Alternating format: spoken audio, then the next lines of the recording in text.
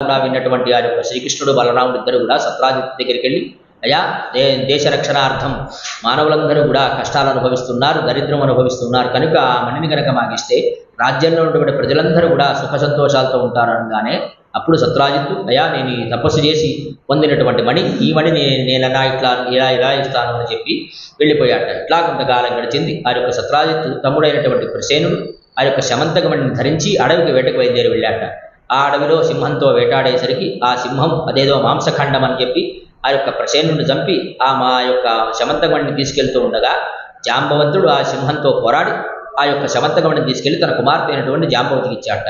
ఇట్లా జరిగిందంతా కూడా తెలియని వారందరూ కూడా శ్రీకృష్ణ పరమాత్మే ఆ యొక్క ప్రసేనుడిని చంపి ఆ యొక్క మణిని దొంగిలించాడు అని అపనందన పాలన చేశారట. ఇట్లా జరిగిందంతా కూడా తెలుసుకున్నటువంటి ఆ యొక్క శ్రీకృష్ణ పరమాత్మ అడవిలో బయలుదేరి వెళ్ళి ఆయన మంది మార్బలంతో వెళ్ళి అక్కడ ఉన్నటువంటి గుర్తులన్నీ కూడా చూసి, ఓహో సింహంతో ఇతను పోరాడారు, తర్వాత ఏం జరిగిందా అని తర్వాత కొంత దూరం వెళ్ళిన తర్వాత ఒక గుహలో ఒక ఆడపిల్ల ఆ శమంతక మణితో ఆడుకుంటూ ఉండగా ఆ మణిని తీసుకుని వస్తూ ఉండగా ఆ పిల్ల అరుస్తూ ఉంటారు. అప్పుడు ఆ యొక్క జాంబవంతుడు వచ్చి ఆ యొక్క శ్రీకృష్ణ పరమాత్మతో యుద్ధం చేశాట.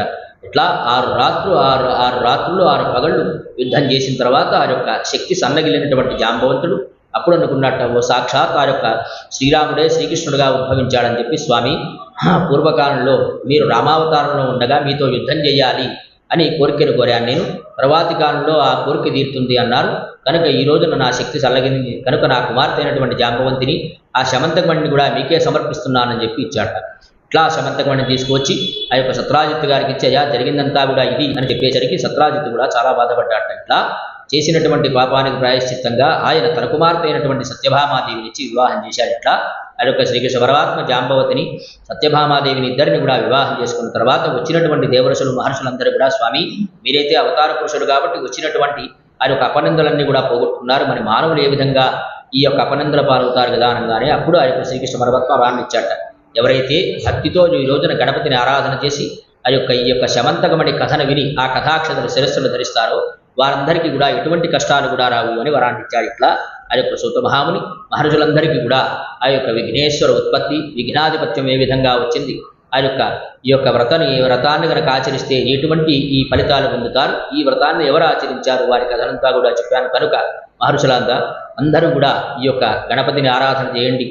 ఆ యొక్క గణపతిని ఆరాధన చేసినటువంటి వారు సకల కార్యాలు కూడా సిద్ధింపుతాయి, సకల కార్యాలు కూడా సిద్ధించి సమస్త అష్టైశ్వర్యాలు భోగ భాగ్యాలు కూడా కలుగుతాయి. కనుక భాద్రవద శుద్ధ చతుర్థి నాడు సమస్త దేశస్థులు సమస్త మానవులు కూడా ఈ యొక్క గణపతిని ఆరాధన చేయాలి అని చెప్పి ఆ యొక్క సూత మహాముని మహర్షులందరికీ కూడా ఈ యొక్క వినాయక వ్రత కల్పనలో ఉన్నటువంటి కథనంతా కూడా చెప్పి పూర్తి చేశాడు.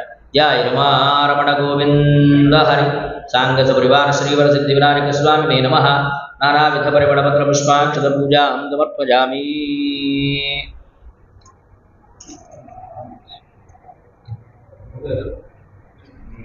దేవుడి దగ్గర వేసి కొంచెం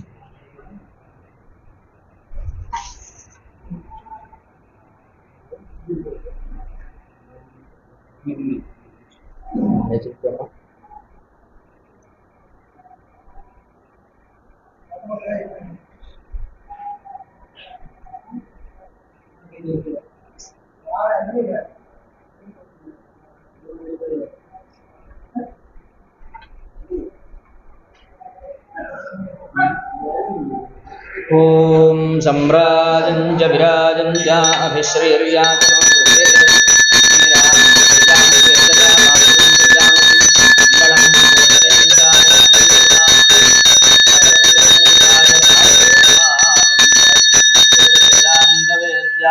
శ్యామలమూర్తరే మోహనరూపాయ పుణ్యశ్లోకాయ మంగళం నిరాజనం దర్శయామి.